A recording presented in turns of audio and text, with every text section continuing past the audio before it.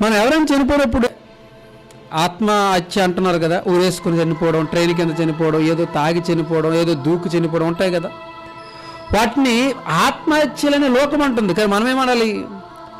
ప్రాణహత్య అంటే తెలియదు, ఆ లోకానికి తెలియదు. అసలు ఆత్మ గురించి సరైన అవగాహన అనేది లోకానికి తెలియదు. ఎవరికి బాగా తెలుసు అంటే యేసుక్రీస్తుకి బాగా తెలుసు. ఆయనే సరిగ్గా చెప్తాడు ఆత్మ గురించి. ఆత్మ సంగతులన్నీ కూడా సరిగ్గా ఎవరు చెప్తారంటే ఆయనే చెప్తాడు. ఎందుకంటే ఆత్మ విషయమైన దీనులైన వారు ధన్యులు అన్నాడు. అన్ని విషయాలు ఆత్మ గురించి ఆయనే చెప్తాడు. ఇప్పుడు యేసుప్రభు అంటున్నాడు తెలుసా, ప్రాణహత్య ధర్మం అంటే బైబిల్లో ఏమో ప్రాణహత్య అనుంది, ఆత్మహత్యనే లేదండి. మత్తయి రాసిన సువార్త 10వ అధ్యాయము 28వ కూడా చదువుతుంది. ఆత్మను చంపనేరక అంటే అర్థం ఏంటి చెప్పండి? ఆత్మను ఎవరు కూడా చంపలేరు. ఆత్మను చంపనేరక దేహమునే చంపేవారికి భయపడకండి అంటే ఆత్మను ఎవ్వరూ చంపలేరు, కానీ దేహాన్నే చంపగలరు.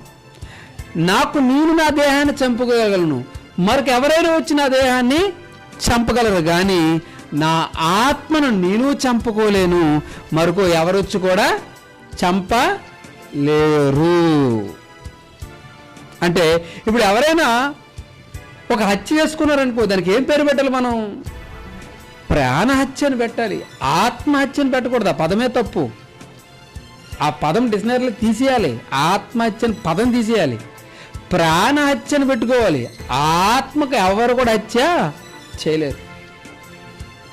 ఏంటో మామిడి పండు ఉంటుందండి, మామిడి పండుని కోసి కోసి కోసి కోసి ముక్కలు చేస్తాం, అంతేనా? ముక్కలు చేస్తాం. ఎన్నిసార్లు కోసినా నువ్వు పండును కొయ్యగలవు, కానీ దాని గుణాన్ని తీయగలమండి. మనం తీయగలం ఆ గుణాన్ని? మనం గుణాన్ని తీయలేము.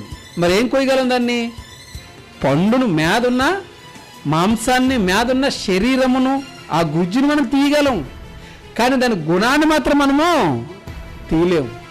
అలాగే ఈ శరీరాన్ని ఎన్ని ముక్కలైనా చేసుకోగలం, ఈ శరీరాన్ని ఏ విధంగా పాడు చేయగలం, ఈ శరీరాన్ని ఎన్ని రకాలుగా చేయగలం, కానీ ఈ శరీరాన్ని నడిపించే ఆత్మకు మాత్రం హత్య అనేది చేయలేం. ఆత్మహత్య అనే పదమే తప్పుదేనుకున్నారు. కనుక ప్రాణహత్య